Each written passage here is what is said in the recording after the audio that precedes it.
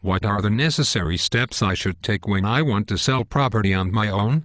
Your mentality and preparation will pay off when you're ready to sell your house. This isn't the time to have deep pockets and short arms. You have to make an initial investment for a quicker sale. A quick sale in a down market will normally yield a higher price, so you need to watch market trends. Okay, so what are the specific steps I need to take? 1. Get educated. Get educated or have somebody else who is already educated explain what is happening in the marketplace. You can do this yourself or you can hire a realtor who is in tune with the current market conditions. 2. Hire a home inspector. Start by hiring a home inspector to look for deficiencies. Pre-position your home as the best house at the best value. You also need to know the home supply factor, not just the days on the market. In addition, you need the right mindset right off the bat. Calculate the home supply factor. To calculate the home supply factor, you need to factor the boundaries of your local area. What is truly your competitive market? To calculate the home supply factor, your realtor will supply two specific numbers, or if you're selling on your own, you can look at the actives on the market and then drive the neighborhoods and look for the sold signs and count the sales over the past month or so by driving an area over a 6-8 week period. 1 equals number of houses currently for sale, actives, that compare to yours and would compete with it. 2 equals number of sales, solds, to calculate the home supply factor. Therefore, how long will it take to sell a home like yours in the present market, taking into consideration current trends? A home supply factor that's low, approximately 2 or 3, represents a market in which there is a balanced number of buyers and sellers who are ready and willing to buy and sell. The lower the factor number, the better the market for sellers. The higher the number as it moves away from 4 and 5, the quotient creates a buyer's market. By understanding this number, especially what has been happening in the last 4 to 6 months, and whether that number has been moving up or down, you'll know how to place your home. You have to place your home ahead of the market, whether the market goes up or down. You should also consider seasonal trends. You also need to consider seasonal trends. Therefore, if it is overlapping with the months of December and January, you have to consider the trend and factor number at that time. Once again, this is not the time to get greedy, because as a farmer knows, pigs get fed, but hogs get slaughtered. Review comparable sales. After you have taken a look at that number, drill down and review comparable sales. Consider the major factors that buyers are seeking. Obviously, number 1 is the location of your home and the neighborhood amenities. How is your home located compared to the ones that have sold? How is yours located compared to the ones currently for sale? Does your house back onto a busy street? Is the front of the home facing a busy street? Consider what buyers want. The next thing people consider is the size and style of a home, and how much parking is available. Next comes the question of how many bedrooms and how many bathrooms your home has. In today's marketplace, people pay premium for additional bathrooms.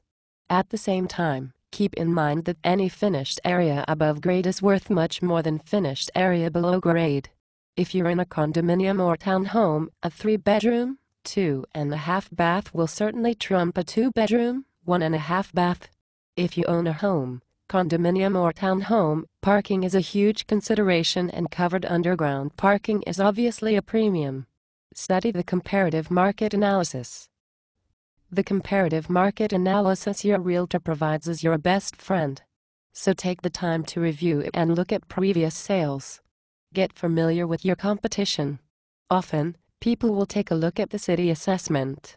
However, you need to realize this is only for tax purposes and really has no bearing on the price of your home.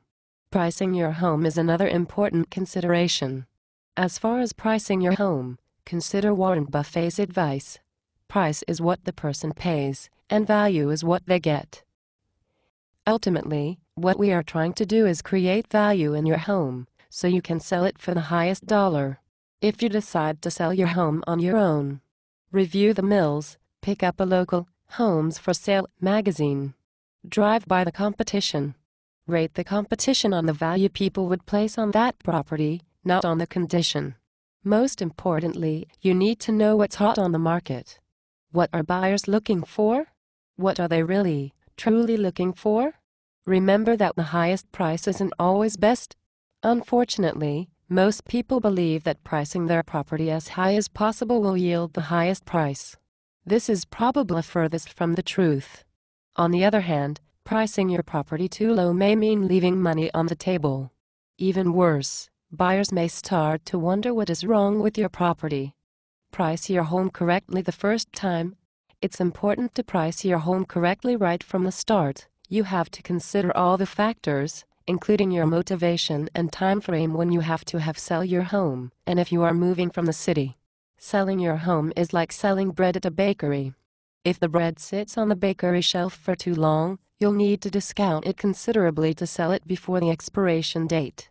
Similarly, when a house sits on the market for too long with a series of price reductions, it raises questions.